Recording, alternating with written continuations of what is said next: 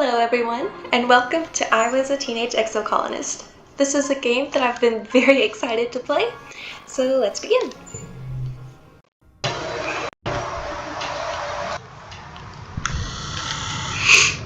You awake to chaos, a confusion of light and heat and smoke. Fire. Your head is pounding. You must have hit it and blacked out, but you aren't sure how you got here, or what on Vertumna is happening. There's something important you need to remember. Your stomach lurches as the floor crumbles beneath your feet, then collapses. There's someone coming towards us. Your body aches and your eyes burn from the smoke. A figure appears through the flame. It's your friend. Wait, why can't you remember her name? She's gesturing and shouting at you, but all you hear is ringing in your ears. You try to speak, but the words come out jumbled. Your throat seizes with a lungful of choking smoke. You feel dizzy and confused. Your friend pulls you out of the rubble. She throws your arm over her shoulder and half digs you towards the door.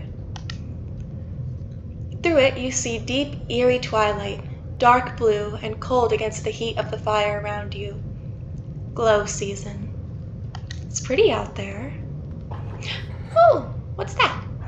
Glowing eyes, you shake your head to clear your vision. Is that some kind of dog? Like from Earth? Nope, not a normal dog. Not a normal dog. The creature howls and lunges, its jaws open.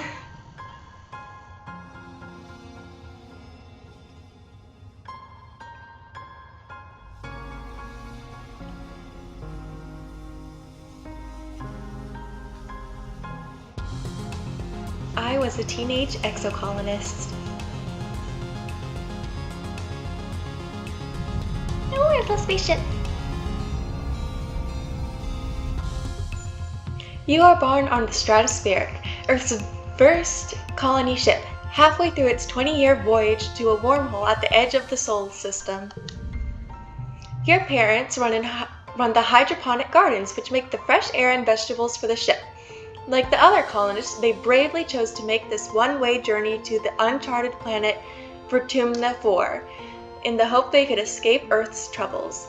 They had you the old-fashioned way, merging their genes like they merged their cultures and traditions. Did he name you Solanaceae, Solana, Solane, or something else? I think, for now, I like the name Solana. You're a bright-eyed child with an active imagination, sometimes too active, your mom says. Okay, well, I mean, I'm a girl. You have vivid dreams of things you've never experienced. Dirt under your feet, skies overhead, endless jungles and strange animals. You wonder if this is what Vertumna will be like. Every child on the Stratospheric is given one genetic enhancement. By age 6, you see the first sign of yours. Eagle eyes, extra fingers, absorbent brain, super strength, calm temperament. I feel like having a calm temperament, I mean, especially if we're going to be on a new planet, we need to be able to be calm, right? But also, having eagle eyes would be pretty fun, being able to see farther. That could also be helpful, probably for exploring. An absorbent brain would help us learn better.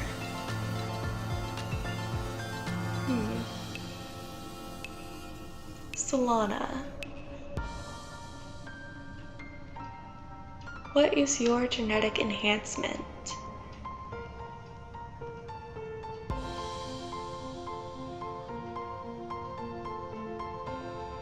I feel like calm temperament. Nothing can faze you. You're rarely frustrated and you don't let anxiety get the better of you. Oh, I wish. You brush the insults aside, always play nice, and never have to be told that sharing is caring. You're especially nice to your friend, energetic and loyal anemone, Anemone is the most enthusiastic person you know.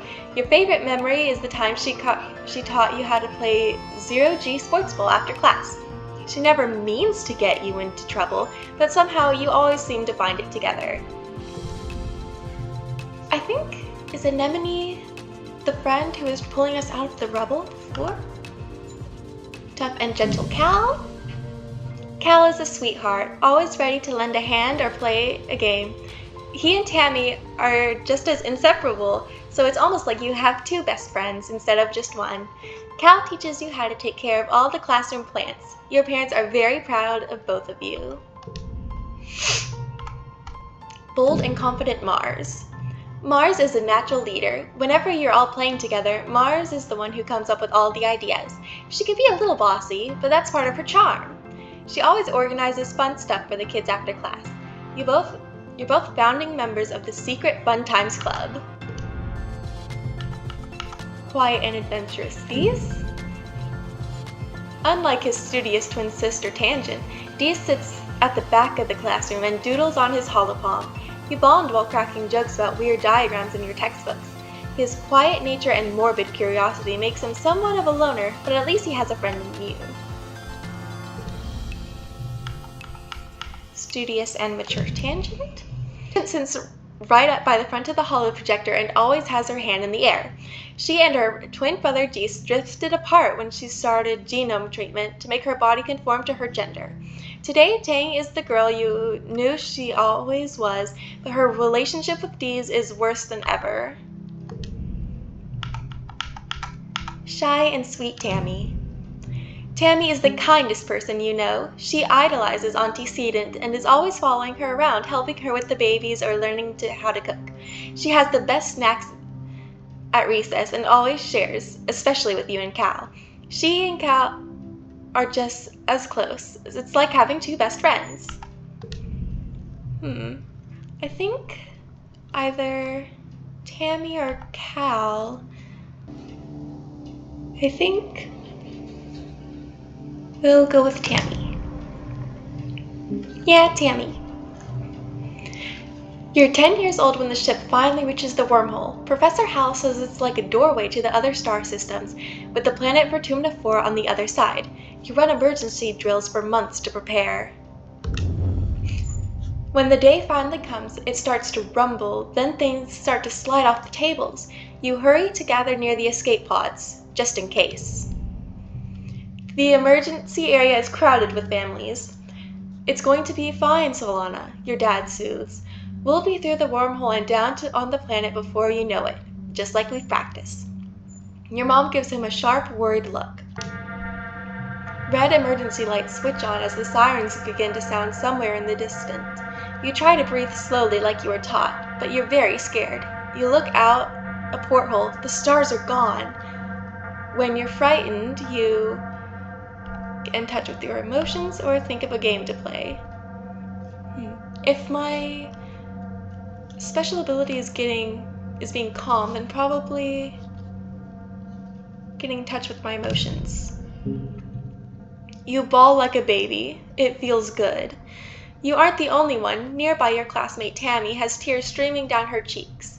Mars is trying quietly to console her. She sighs at your crying, makes Tammy wail even more loudly. Your dad puts his arms around you as you let it out. You wait. The shaking builds.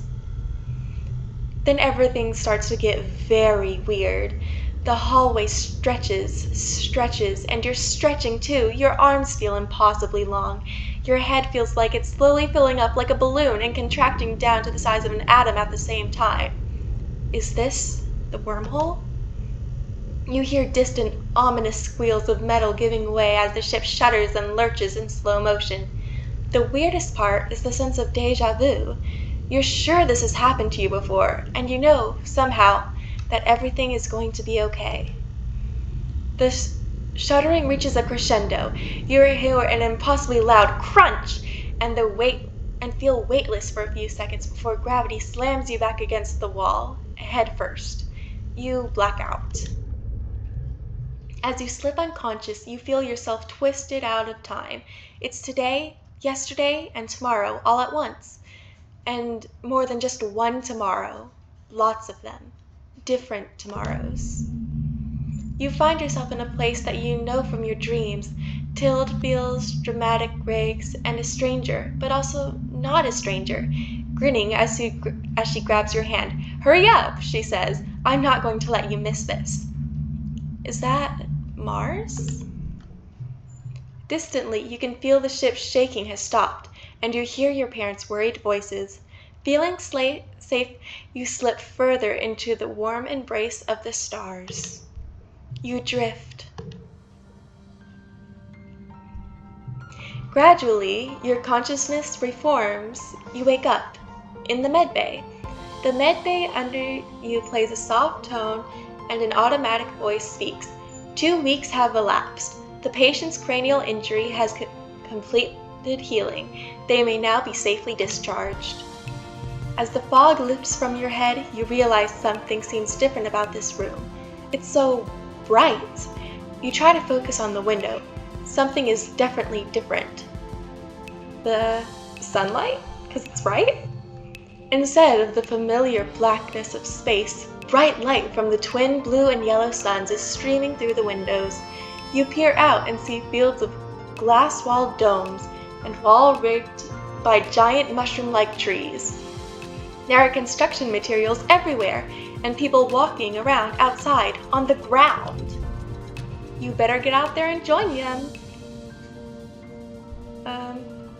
Probably cautiously step forward. And here we are on the planet Vertumna.